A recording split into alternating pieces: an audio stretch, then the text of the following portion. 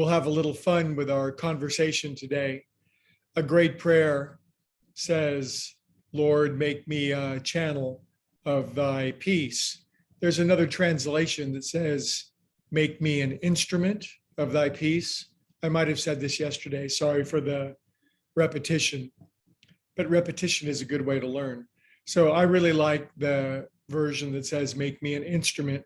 I like thinking of our bodies as a material, physical representation of our spiritual self. And as an instrument, we're all granted and given a vessel to play music with.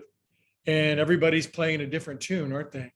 Everybody has an infinite number of tones and chords and sounds that they could play, potentially, but everyone, based upon their skill and attention and capacity, is playing a unique and personal brand of music. The thing about whatever music we are playing is we have to listen to it first, which is a daunting thought, because some people are virtuoso and some people not so much. So I like to think of ourselves as a harp, and a harp is the most complicated instrument to learn, or one of them, has 47 strings on it. And I like the idea of a stringed instrument and all the potential that it has to make the most glorious celestial sounds.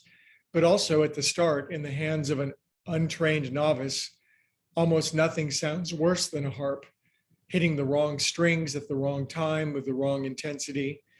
And so our bodies are very much like this. So perhaps for today, we can consider ourselves a stringed instrument with far more than 47 strings. And in our stringed instrument, we might say some of the strings are the refined, subtle, and beautiful ones that play love and truth and beauty and forgiveness and tolerance, gratitude and appreciation.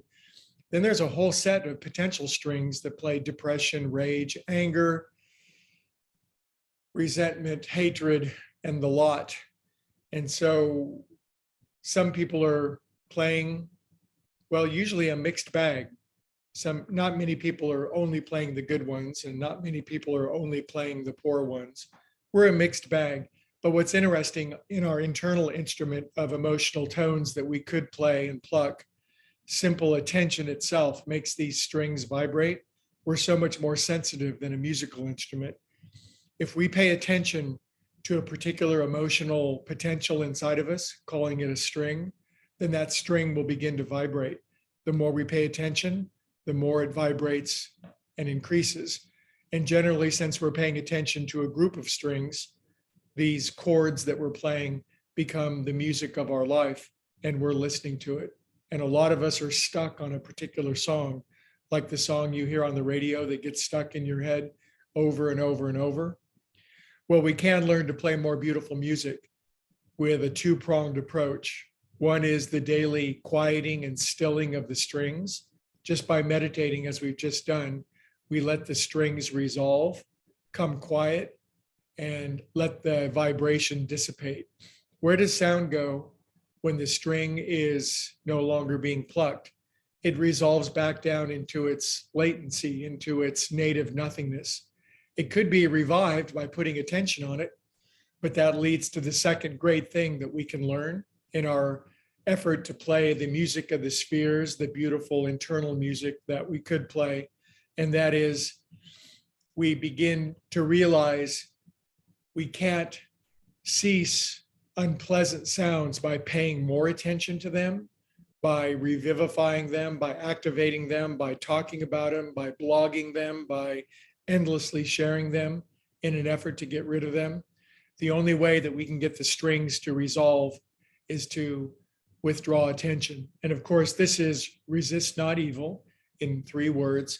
And it simply means if we're listening to or feeling or experiencing a poor composition of emotions or feelings or thoughts inside of us, we're paying attention to the unpleasant strings. We must redirect attention from those strings, turn the other cheek, pay attention to the higher, more refined and beautiful strings.